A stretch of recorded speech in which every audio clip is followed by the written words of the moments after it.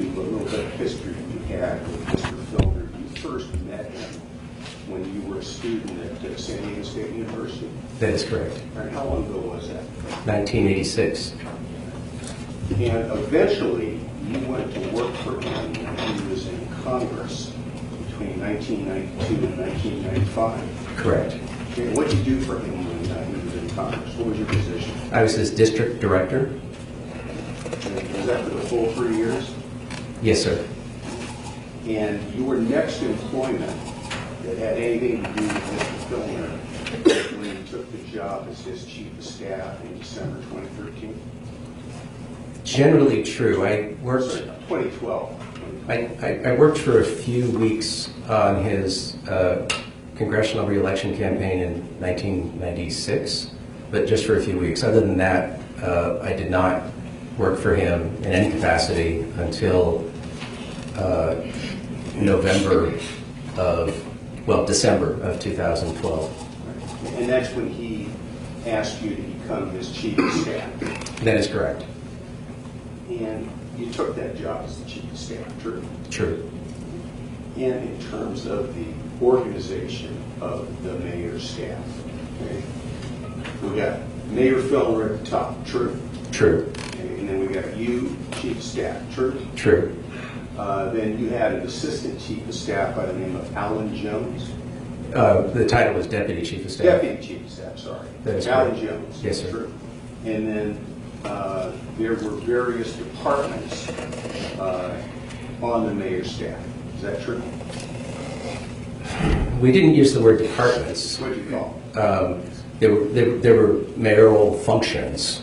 Gotcha. So how many of you got, we have communications. One True. function, right? We had open government was one of them. That was Donna Fry, Director of Open Government, true? True. Okay.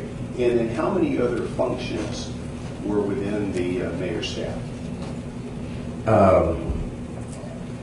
Well, we had communications, constituent services, legislative affairs, the chief operating officer, who was not on the mayor's office floor, but was a high-level function of the mayor's administration.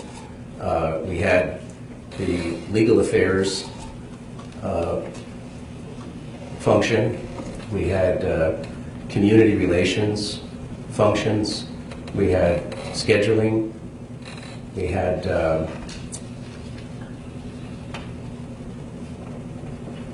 I'm going through the faces and names in my head, but Well, we got enough there, but there was at least anywhere from 8 to 10 functions that were within the mayor's office, true? true. And how many members, besides yourself, were on the staff after you started there? Just approximately. I would estimate 25. And you consider yourself to be the manager of the mayor's staff as his chief of staff, true? Well, I had the duties that the mayor assigned to me, which did not meet the broader definition of the word you just used. I was limited by what he actually asked me to do. In terms of, let's forget what he asked you to do, okay? Was there anybody that you reported to in the mayor's office other than the mayor himself? No.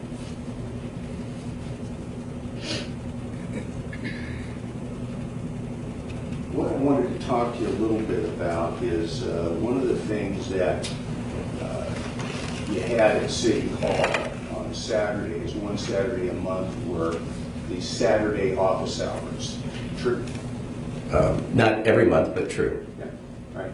And did you participate in any of these Saturday office hours? I attended a number of them. I staffed a number of them. Okay.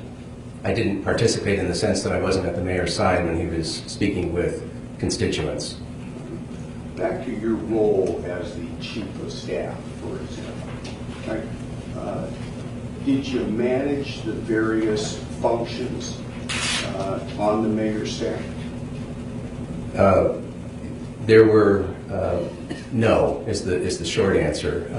The fuller answer is that the mayor was to a great extent, his own chief of staff. He micromanaged to a high degree many of the functions that we just described, and many of the work product that was flowing between him and the staff did not come through my office, or if it did, it was merely moving paper back and forth. Chief, did you have anybody that worked directly for you other than the deputy chief of staff, Mr. Jones? I had an executive assistant, Okay, who was that person? Patricia Rose Calloway. At some point in time, Mayor Filner's executive assistant or executive secretary was a Benelia Santos Hunter, right? True. Now, you used a word there in describing the way Mayor Filner ran the office as micromanaging. Is that what he did? Amongst other problems, yes. All right. Well, let's talk about one of those problems. One of the problems he had was he lost his temper a lot with employees, didn't he? That is correct. And at times he was verbally abusive of employees, wasn't he? Extremely.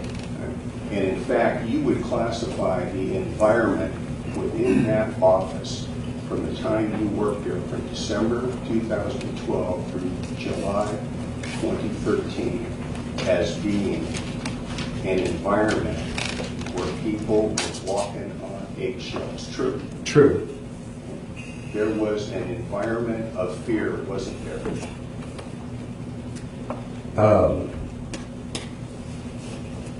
I'm not sure I would use the word fear. I'm not opposed completely to that word, but there was definitely a sense of waiting for the next volcanic eruption, that nothing anybody did was good enough, that any slight, small error of judgment down to the size of a paper clip that was used to put papers together would be met with a grotesquely irrational explosion of anger.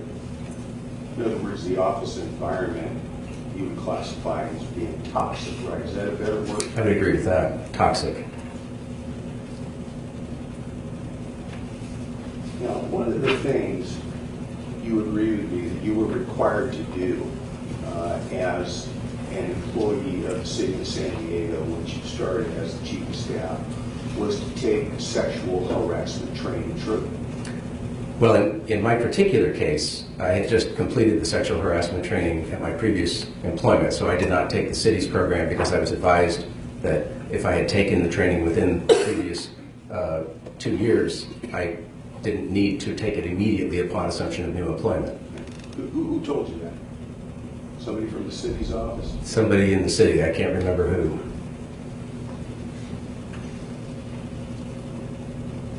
We go back to January and February 2013, Mr. Hall. Did you have an occasion where Donna Fry came to you and told you that she had heard from a lady by the name of Norma Damshek? By the way, you know who Norma Damshek is? I do. I don't know her well, but I know who she is. Did she tell you that she had heard, in particular, from one Norma Damshek, and possibly others, that she was concerned about the mayor's behavior at public events that he was attending? So the short answer is no, but let me answer in part. I mean, I don't believe that that conversation happened as early as January, February. I don't ever recall Norma Damashek's name coming up. But later, I do recall Ms. Fry coming to me to say she was concerned about the mayor approaching women at events to ask them on dates. Good enough. That's what I wanted to talk to you about. So you think it was she resigned around April 2nd. So you think her coming to you was sometime in March 2013? That close enough? I believe so. All right. And what she relayed to you is that Mr. Filner was acting boorish towards women at public events. True? I do not recall her using the word boorish, and well, tell me the words that she used then. she described that the mayor, who was purportedly engaged to a woman that he had brought to public events as the, quote, First Lady of San Diego, unquote, described as his fiancée. He was concerned that despite that persona, which he had been using at public official city functions or what have you, but that he was, independently of that, asking other women out on dates, was hitting on women, was making attempts to meet women, and she expressed to me that she was very concerned about it politically. She said specifically, the Republicans are going to set him up, he's going to take the bait, and he's going to go down. Well, let me expand on exactly what she said. You used the word there, hitting on women. Is that the word that this bride used? I don't remember the words that she used, but that was the sense of it. Did she tell you that the women that he was hitting on were, in her opinion, being made uncomfortable by this? I don't remember her describing the response of the women that he was approaching. She very politically told me that she thought it was going to be a political problem for the mayor. Did she also tell you that she had heard that these advances that the mayor was making towards these women hitting on him, all right, was not solicited? In other words, it was unwanted. I think it was clear that they were not solicited. I don't know whether they were unwanted. I don't remember discussing women's reaction to the mayor's advances. She was very focused on the fact that he was holding up this woman as his fiancée while brazenly and publicly asking women out on dates. There we go, brazenly and publicly asking women out on dates. And here's the question I want to ask you, sir, and that is, did Donna Fry tell you that she believed she had heard that some women were offended by the mayor's actions? She told you that, didn't she? I don't recall her telling me what the women's reaction was. I recall her emphasizing her fear that this was going to be a political problem for the mayor because he had a fiancée while he was asking women on dates.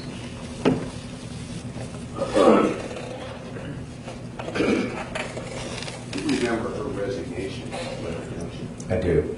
All right. I think that is 17. Once you find it in, we don't need to put it up again. It's right here. Yeah? All right. Take a look at the last paragraph of this letter. Let's see, 1, 2, 3, 4 down where she says second and more problematic. You see that? I do. Do you see the word political in there anywhere? It's not there, is it, sir?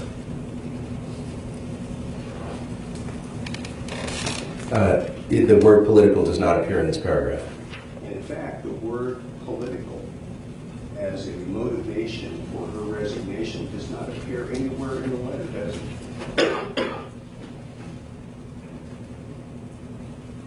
it? No, sir. Well, let's go to, did you consider your position as the chief of staff to be a supervisory one? I did.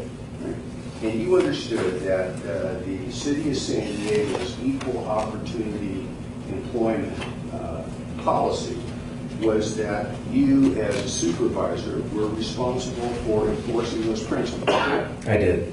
Okay. And you also understood that part of the intent there was providing the city employees with a work environment free of discrimination, harassment, and retaliation. True? True. And you would agree that supervisors had to understand how important that issue was and that they would be held accountable for ensuring EEO practices are followed. Also true? True.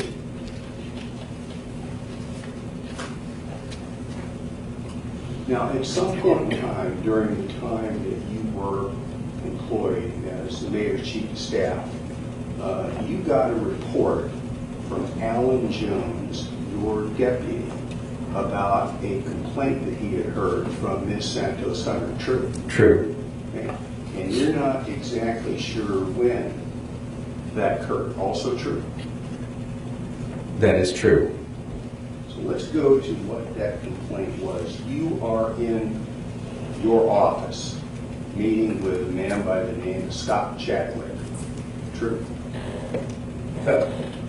I'm not sure I understand the question. I met with Scott Chadwick many times. What I'm saying is, this complaint from Alan Jones, at the time you get it, you're in your office meeting with Scott Chadwick. Is that true? No. I was alone in my office. Mr. Jones entered my office, conveyed to me what had happened. I was aware that Mr. Chadwick was just outside my door, so I grabbed Mr. Jones, Mr. Chadwick, and put them in the conference room. So what I want to ask you is this, okay, you mentioned earlier that you had a chief operating officer. Was that Mr. Chadwick? At that time, he was the acting chief operating officer and had a dual function as the director of the Department of Human Resources. When you say the director of the Department of Human Resources, is that for the city of San Diego or for the mayor's staff? Both. So, Jones comes into your office and he says to you that Ms. Santos Hunter, who is the mayor's executive secretary, has told him that the mayor has sexually harassed her. True? I don't remember the words that Mr. Jones used, but that was the essence of what he conveyed to me. Well, when you say you don't remember the words and that was the essence, right? What he told you was that Santos Hunter had told him the mayor said something to me that she thought was sexual harassment, right? Again, I don't remember the words. I don't remember if he suggested that Ms. Santos Hunter called it sexual harassment or whether she reported behavior to him that he interpreted to be sexual harassment. I don't know who judged the activity to be sexual harassment, but I do know that in that brief exchange, Mr. Jones convinced me that Ms. Santos Hunter had made a credible allegation of sexual harassment. We stick with that right there. Why do you think it was credible, sir? Not credible in the basis of any investigation of the facts, credible in the sense of Alan seemed absolutely convinced that Ms. Santos Hunter had reported to him something that amounted to sexual harassment. Let me see if this fits a little bit better. Did Mr. Jones convey to you was that Ms. Santos Hunter had given him a complaint about something the mayor had said to her? That rings true. And can you remember, if not the exact words, but maybe the general thing that Mr. Jones said to you about what Ms. Santos Hunter said? I can't. I have no recollection.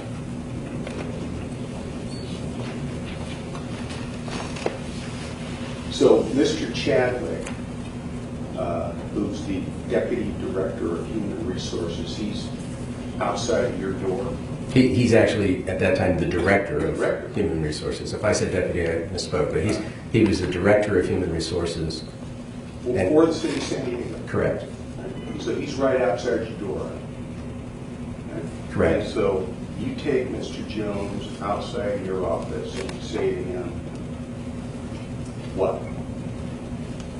Well, I asked Mr. Jones to come with me, and I walked out the door of my office to where Mr. Chadwick was standing, and I said to both of them, Mr. Chadwick, Scott, you need to sit down with Alan and hear what he just told me.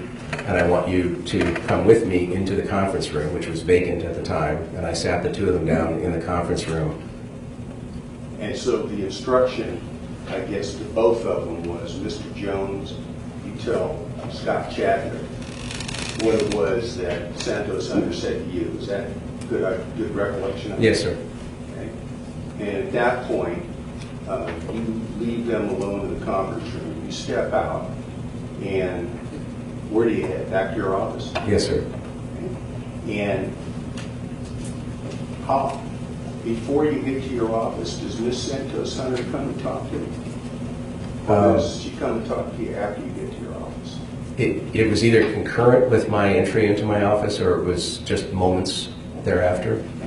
And how long do you think Mr. Chadwick and Mr. Jones are in the conference room before you get back to the office? Minutes? Seconds? Any idea? I mean, Ms. Santos Hunter stepped into my office. She told me. Well, here, just all I want to know is. Okay. How long do you think they were in there before you got back to your office? I would say less than 60 seconds, less than a minute. Real quick. Yes, sir. Right. And up to the point that you walked back into your office, you weren't sure exactly what it was that Ms. Santos Hunter had said to Mr. Jones that made him come and report to you a complaint of sexual harassment. True? True. And you would agree with me, Mr. Hall, that when I use the term sexual harassment, I'm using that as a conclusion. And to determine whether there is sexual harassment, you've got to know the facts about what was said and what occurred between the mayor and Ms. Santos Hunter. True? I'm not sure I understand. Well, let me break it down a little bit for you, all right? Sexual harassment, all right, consists of acts that amount to sexual harassment, right? Okay. Okay? So before you can know whether there's something that has occurred that might be sexual harassment that violates the city's EEO policy, you've got to know something about what occurred, what was said between the party that's claiming harassment and the party who's supposedly harassing, right? Well, that's one scenario. There's another scenario in which an employee comes to you and simply says, I'm being sexually harassed. Well, then the first question you're going to ask that employee, sir, is what happened, right? Right? My first inclination upon receiving that complaint would be to have them meet with Human Resources or whoever the designated EEO investigatory person was at that employment. All right, so here's my question. You've heard that complaint from Jones by Santos Hunter, okay? When Santos Hunter comes into your office, okay, do you tell her, go into that room and meet with Human Resources Director, Mr. Chadwick? You don't tell her that, do you? She told me that she had... I'm just asking you whether you told her that. You didn't tell her that, did you? No, I think she came with me to that meeting. In other words, she didn't come to my office and then go back to her office. She walked with me to the door of the conference room. All right. And did she go in the conference room with you? She spoke with Mr. Chadwick and Mr. Jones. Whether it was in the conference room, in the doorway, or just outside the doorway, I don't recall. Were you there listening to it? No. All right. So did you ever talk to Mr. Jones or Mr. Chadwick and find out what she said to him? No. So did she then come to talk to you after this or before this? She came and talked to me while Mr. Jones and Mr. Chadwick were in the conference room and said she'd been horribly misunderstood, that she had not intended to allege sexual harassment. Well, what I'm trying to get at is just trying to get the time ahead. Right? You go back to your office. Okay? Santos Hunter comes to talk to you. Right? Does she then go and talk to these other people, Chadwick and Jones? So, if I may, the layout of the office is the door to the conference room is about 6 inches from the door to my office, and I was barely inside my office door when she came flying from her office over. She had seen me take the HR director and Alan into that conference room, and she came flying over to me to say I've been horribly misunderstood. And it was less than a minute that those, as I said, those two men were in that room, and I opened the door and I said, Benelia feels that she's been completely misunderstood here. She's not alleging an incident of sexual harassment. And at that moment, my recollection is that Mr. Jones and Mr. Chadwick stood up and that they had conversation with Ms. Santos Hunter. Which you didn't listen to. Which I did not listen to. So let's get to what Ms. Santos Hunter says. You're saying she came flying over to you. Was she running? She seemed very anxious to speak with me. I don't recall whether she ran. Yeah, she seemed a little afraid to get that sense? Honestly, my recollection was that she just felt that she had been very misunderstood. And what her words were that she had been misunderstood. True? True. All right. She didn't tell you what she had said to Mr. Jones, did she? She did not. All right. You didn't know what she said to Mr. Jones, did you? I did not. All right. And so you don't know what the misunderstanding was about what she said to Jones and what Jones said to you, do you? I do not. Now, one of the things that you were thinking when you sent Mr. Jones and Mr. Chadwick into that conference room to discuss what Santos Hunter had said to Jones was that you wanted to make sure that the city's policies on EEO were followed to the letter. True? True. And the other thing you wanted to know is this. Well, let me ask a different question to draw that. One of the conclusions that you made in your own mind when you heard what Jones told you was that this was a very serious allegation. True? True. Right? One of the things you wanted to know was whether this allegation of sexual harassment had any basis. True? Right? Can you ask that again, please? Yeah. One of the things you wanted to know when you heard Jones tell you this was that you wanted to know whether that allegation or complaint by Ms. Santos Hunter had any basis. True? My main concern was to ensure that the city's policies and procedures were followed to the letter, that this was not treated any differently just because it was an accusation against the mayor. My personal curiosity to know the circumstances or the facts of the case were subordinate to my responsibility to make sure that the HR department was immediately notified and that an investigation commenced.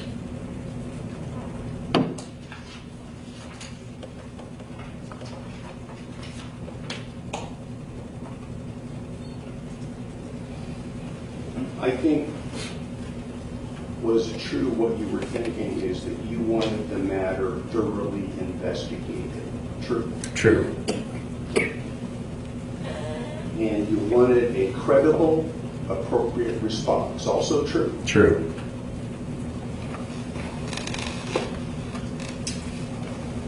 And you also understood from the city's EEO policy that the city believes in a 100% response to claims of sexual harassment. True?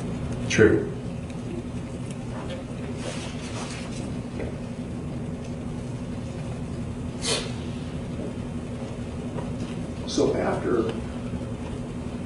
So get to your state of mind, all right, when you hear what Ms. Santos Hunter says to you, oh, I didn't mean it. Okay? The first question is, you didn't really know what she was talking about because you didn't know what it was she said to Mr. Jones. True? I don't agree that I didn't know what she was talking about. She saw me put the HR director and Mr. Jones in a room. She knew the purpose of that meeting was to discuss her complaint. How do you know that? Because when she came flying over to me to say she had been misunderstood, it was obvious from that dialogue that she knew exactly what the purpose of the meeting in the adjacent room was. Did she tell you how she had been misunderstood? What was it that, did she tell you what she had said to Mr. Jones? She didn't tell you that, did She did not. Okay. You never asked Mr. Jones that either, did you? True? You didn't really ask him, what would she really say that the mayor did, right?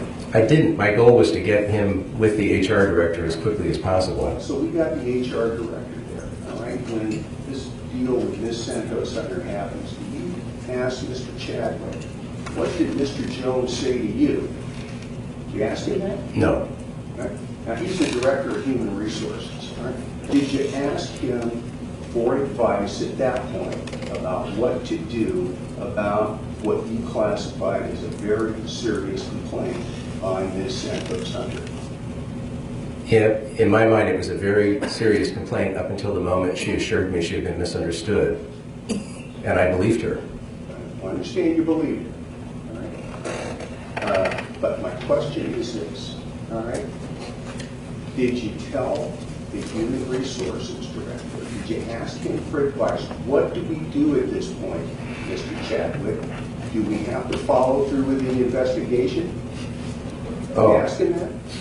I don't have a role in that investigation. If Mr. Chadwick believes that an investigation is warranted based on the conversation, that's his professional expertise. That's his job to pursue that investigation. My interference could only be viewed in a negative light. I didn't ask you to interfere. I asked you, did you ask him? Words to the effect, Mr. Chadwick, okay? Does this need to be investigated anyway? I did not ask him that question. Did you think in your own mind, Mr. Paul, that you wanted to know more about what Ms. Santos-Hunter had said to Alan Jones to determine in your own mind whether her allegation of misconduct was credible? Did you want to know more? Based on my conversation with Ms. Santos-Hunter, I was assured that Mr. Jones had misunderstood her. Well, all right. And you base that on the fact that you didn't know what she said to Jones, true? No.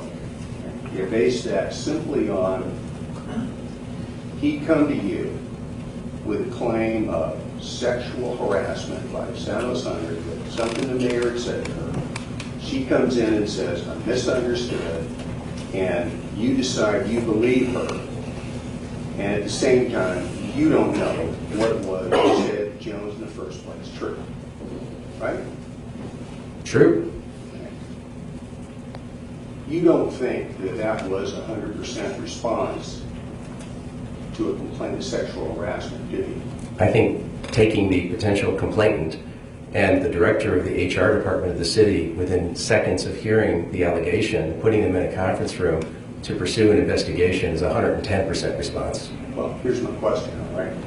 Did you find out from Mr. Chadwick, did you question him afterwards to find out what it was Santos-Hunter said to him? I did not interfere with the city's investigation in any way, shape, or form. It was not my role to put a political appointee in the middle of an HR investigation. I didn't ask you that. That's exactly what you asked me. I asked you whether you asked Mr. Chadwick what it was Santos-Hunter said to him. I did not. Answer, Your Honor. Overruled. Your answer, sir? I did not. And I take it that you never followed up with Mr. Chadwick to determine whether he was going to do anything about this, did you? About the non-complaint? No, about what had been said, whatever thing that happened there. Did you ask him whether he was going to follow up and do anything more? I did not. And to this day, you've never asked Mr. Jones what it was that Santos-Hunter said to him that he thought amounted to sexual harassment of her by the mayor. Is that true? I don't remember whether we ever had a follow-up conversation about the substance of what she told him. Well, when you say you don't remember it, you certainly, at the time this was going on, you didn't ask him a word about that, did you? My answer is I don't remember whether Mr. Jones and I had a conversation about the substance of what Ms. Santos-Hunter told him. All right. I don't have any further questions. Ms. Lyons, any questions? I do.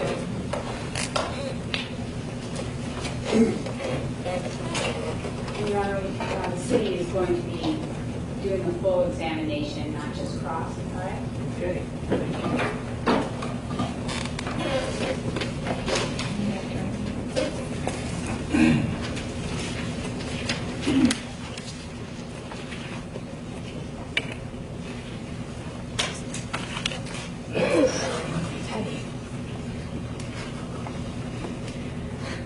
Good afternoon. Good afternoon.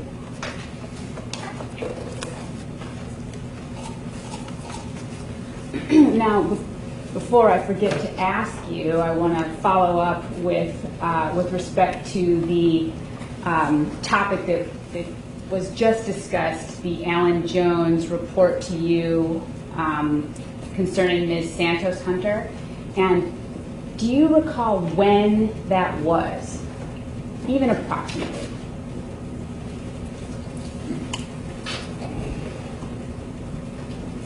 I don't recall even, I mean, it certainly was not earlier than March, but it was probably significantly later than that. Well, let me ask you this. Was Donna Fry working at the office at that time? I do not recall.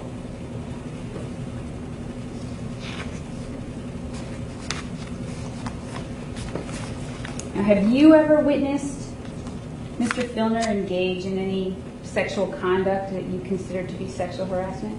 I have not. And have you ever witnessed Mr. Filner giving anyone a headlock-like embrace? I have not.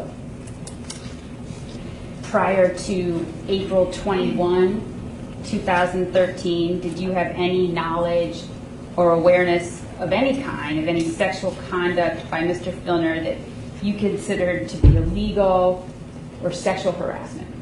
Objection. Rule, Nancy. I did not have any knowledge or reason to think the mayor had engaged in any form of sexual harassment before June 20th of 2013. Now, prior to Donna Fry's resignation in April 2013, what, if anything, did Ms. Fry tell you about Mr. Filner's conduct or behavior of a sexual nature? Ms. Fry had expressed that she had heard from women in the community that they had been approached by Mr. Filner for dates, and that she was deeply concerned that this was a great political liability to the mayor.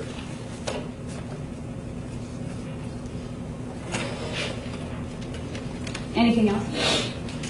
It was a longer conversation, but that was the gist of it. And I was asking questions of her to try to better understand what it was that was a concern to her and what the nature of these incidents was, and who was involved. I was concerned that I wanted to know whether it involved city employees, which she assured me it did not. I wanted to know if there was any type of illegal behavior being alleged. And while I didn't put the question to her that way, the essence of our conversation was that there was not. And that, you sort of touched on that, but did Ms. Fry tell you at any time prior to her resignation that she thought Mr. Filner may be engaging in some sort of sexually harassing conduct towards a city employee? No. In fact, her resignation letter states quite specifically that she was not suggesting that the mayor had done anything illegal.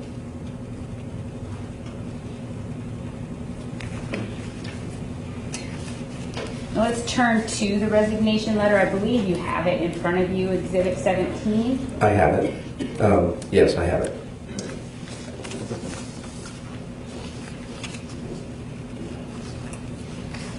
Now, what was your understanding at the time that you received this letter of April 2nd, 2013, Exhibit 17, as to what Ms. Fry was referring to in the fourth paragraph that starts with second and more problematic, I again raised with you? I think this paragraph is referring to the conversation that we had about the mayor's attempts to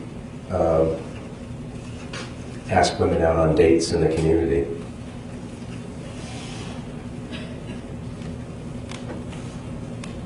And then in the resignation letter, there is reference to your response to immediately fire any staff. What was the issue that she's referring to about your statement to fire employees? I don't recall threatening to fire, but she told me that women in the office were gossiping about the mayor's personal life and talking about the fact that in the community he was asking women out on dates. And having been through sexual harassment training myself, I know that anytime employees are gossiping about a fellow employee's sex life, that can constitute a hostile work environment, that is prohibited conduct. And so I told Ms. Fry that I would take disciplinary action against employees who were gossiping about any employee's sex life, including the mayor's. This was all in the context of no allegation of sexual harassment, no allegation of illegal conduct. This whole meeting was just talking about the mayor flirting with women in the community, as is specifically stated in her resignation letter. And I assured her that a hostile work environment is a violation of the city's EEO policy and could not be tolerated.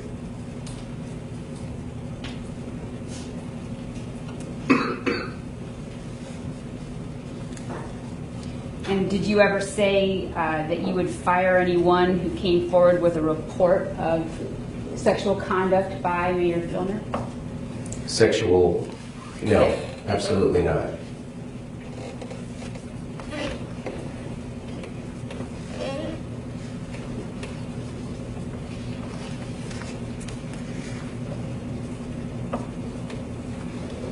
Now, there's been some discussion about Mr. Steve Hadley. Are you familiar with that gentleman? I am. How was it that Mr. Hadley came to work for the mayor's office in 2012, 2013? Well, Mr.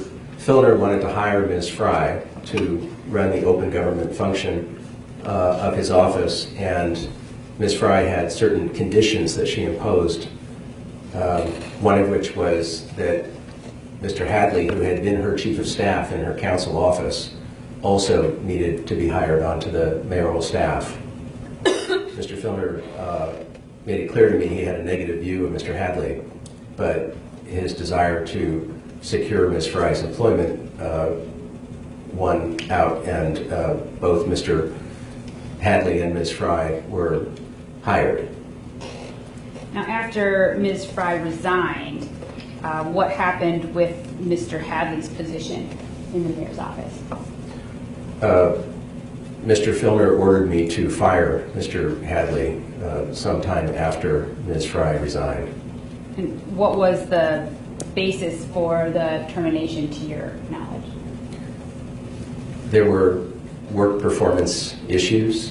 Mr. Hadley is a wonderful guy. He's very, very well liked by his colleagues, but he had work on his desk which had been there literally for months and hadn't been moved forward, and he had particularly done a very destructive thing in going before the Rancho Bernardo Community Planning Group, and under the auspices and power of the mayor's office threatened to decertify the planning group if they didn't comply with certain conditions. And Mr. Filner was very irate when he got calls from Rancho Bernardo citizens asking about that. So I believe that Mr. Hadley's dismissal was a combination of having been brought there by Ms. Fry, not by Mr. Filner's own decision, combined with performance issues. Now, when Mr. Hadley told about the reasons for his termination? He was told, I believe, I'm the one that met with him, and I believe that we discussed that there were performance issues and that he was going to be terminated. Now, after Donna Fry resigned, is it true that Mr. Hadley requested to be transferred out of the mayor's office? I do recall some conversation along those lines now that you mention it, but I had no power or authority to transfer anyone to a mayoral appointed position anywhere in city government. That was entirely within Mayor Filner's control, and those positions were very coveted.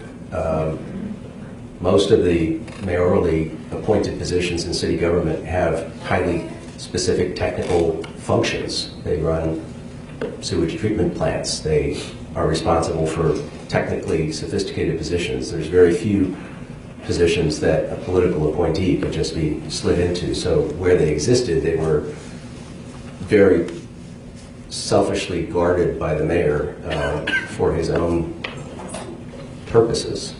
He hired everybody in the office with very few exceptions. And as I said before, Mr. Hadley had not been one of his hires. It had really been a necessary condition of bringing Ms. Fry on board. And Mr. Hadley's salary was the highest salary in the office outside of the senior staff, which made his continued employment ever more precarious.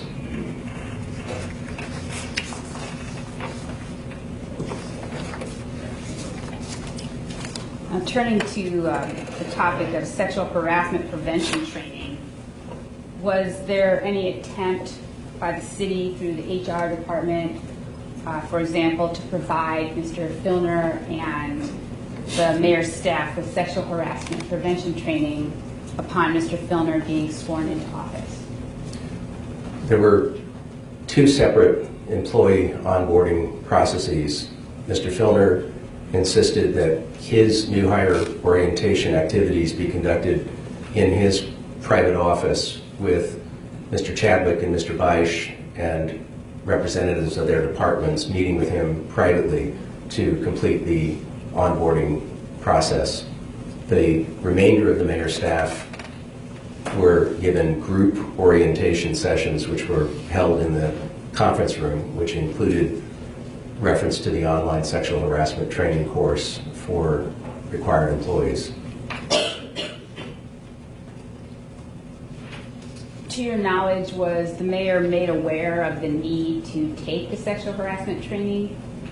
I know for a fact that he was made aware of the need to take sexual harassment training. And how do you know that? It was reported to me by Mr. Chadwick that he had been given a unique user code or password of some sort that would register in the system that he had completed the training if and when he did it. This is something you did online. You could do it 24 hours a day. He reported that to me at the time that Mr. Filner was undergoing a series of new hire orientation meetings. But then he came to me approximately a month, maybe 2 months later, to report to me that Mr. Filner had still not completed the necessary training. I directed Mr. Chadwick to speak with Mr. Filner about the necessity of this as compliance with city policy as a matter of state law, and to explain to him the consequences of not completing the training. He agreed to do so. He had a meeting with Mr. Filner. He came back to my office at the conclusion of that meeting and reported to me that they had had that conversation, that he had made those points clear to Mr. Filner. Now, when you were talking about the onboarding process, approximately what time frame did that take place?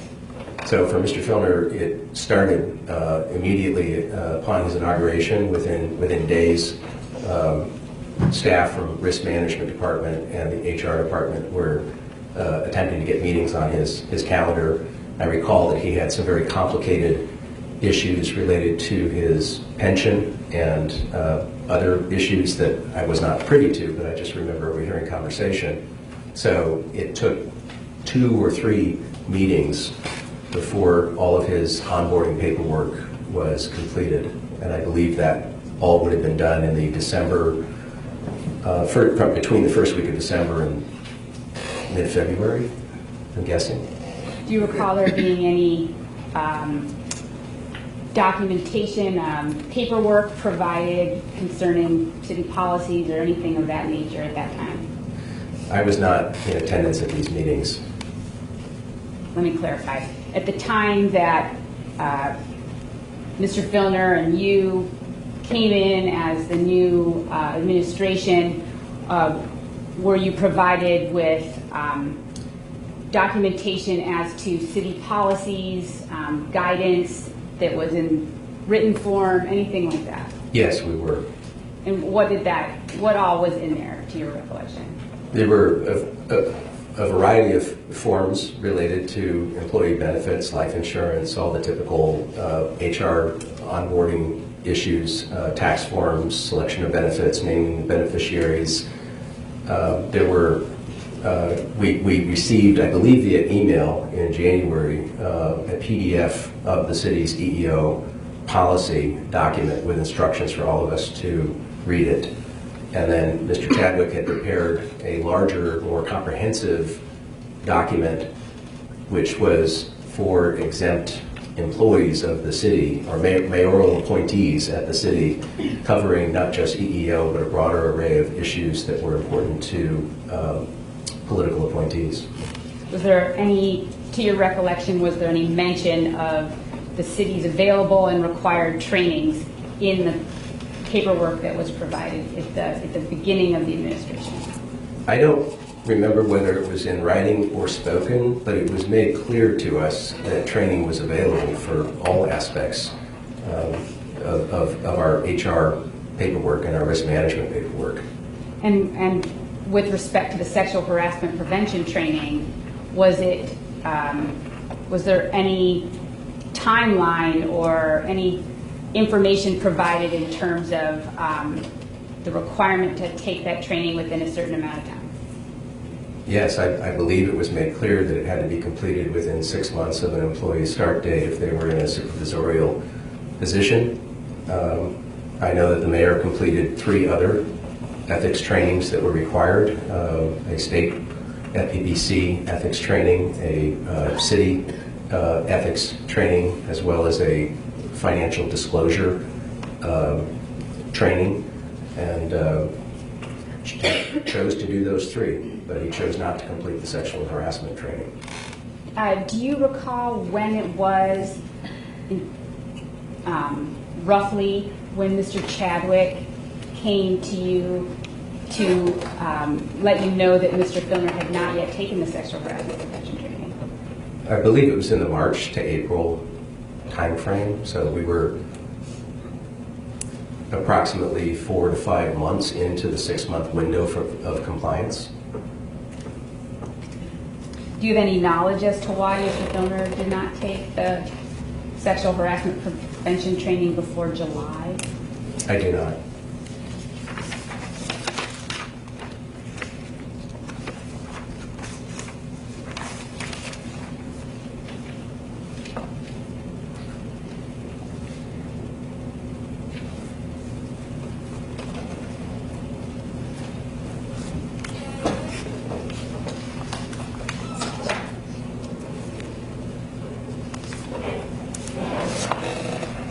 That's all the questions I have at this time. Thanks, Ms. Lappin. Any redirect?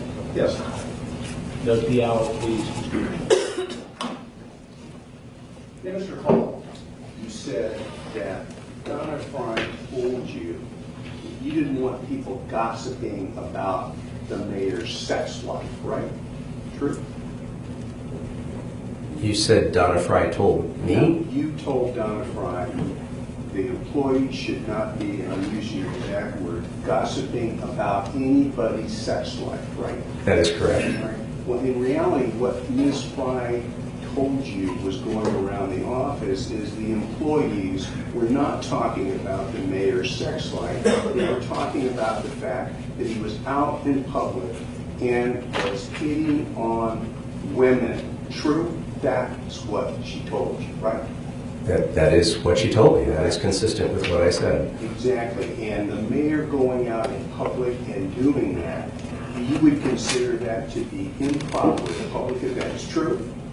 I consider that to be beneath the dignity of the office of the mayor. Pretty unprofessional, right? Yes, sir. Right? And there is nothing wrong with the employees commenting about the mayor doing something unprofessional, is there, sir? Actually, there is a problem with any group of employees gossiping about a fellow employee's sex life. I didn't ask you that question. Okay? I just asked you whether there isn't anything wrong with the employees commenting about what they perceive as unprofessional behavior by the mayor of the city of San Diego in public, where he is out there hitting on women and doing things unprofessional. True? That's not about sex life, is it? Well, it's also about what is their function in the office. Is it their job as people who are there to serve the mayor to be conducting their own private sessions of discussion about the mayor's behavior, and each of us in that office had a job to do. Believe me, the mayor instructed us from ever doing our jobs, but at least in theory, we had jobs to do. So knowing that, Mr. Hall, did you go to Mayor Filner and tell him, Mayor, you gotta stop hitting on women in public? People are talking about it. Did you tell him that? You didn't, did you? He didn't take my advice on any issue. I just asked you whether you told him. No. Last question is this. You said that after Benelia Hunter Santos told you there was a big misunderstanding, that you took her to the conference room and had her talk to Chadwick and Jones. True? Not exactly. I don't remember whether I asked her to speak with Chadwick and Jones or whether my announcement to them that she felt she had been misunderstood resulted in them standing, walking away from the table, coming to the doorway. But whether it was by my asking or by their self-direction, they ended up, I believe, in a conversation with Ms. Santos Hunter. Let me read from your deposition. Hang on, attend to the transcript. I think you got this. I just want you to walk up here and have it, please. No, I think it's good here. Sir, I'm sorry, but I got this. I don't have it in front of me. Just slip it into my hand and ask me, tell me what page you want. My mistake. Okay. Page 11. Page 11, all right.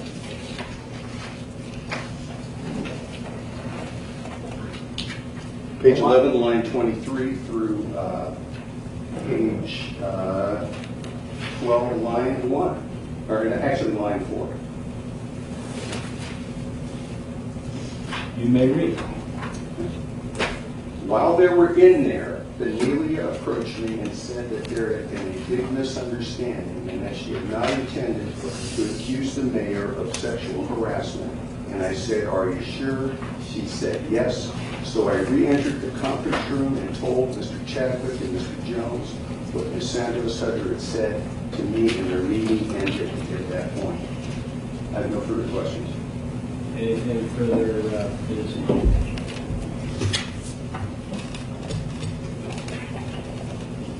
Ms. Thomas, anything further? If it's not Yes, right now, just we'll one. do it tomorrow. Just one follow-up. Ask it. Yes. With respect to the questioning about the gossiping and whether you had a problem with that, when you were discussing the issues pertaining to Mr. Filner with Ms. Fry, was the issue that Mr. Filner was acting unprofessional, or was it that he was acting the way he was acting towards other women, not his fiancée?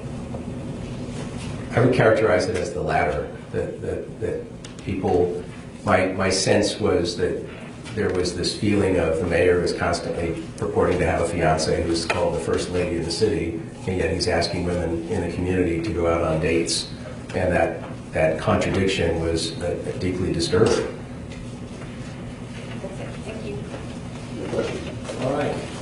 Ladies and gentlemen, that's it for today. We'll pick up tomorrow at 9 o'clock. And meanwhile, ladies and gentlemen of the jury,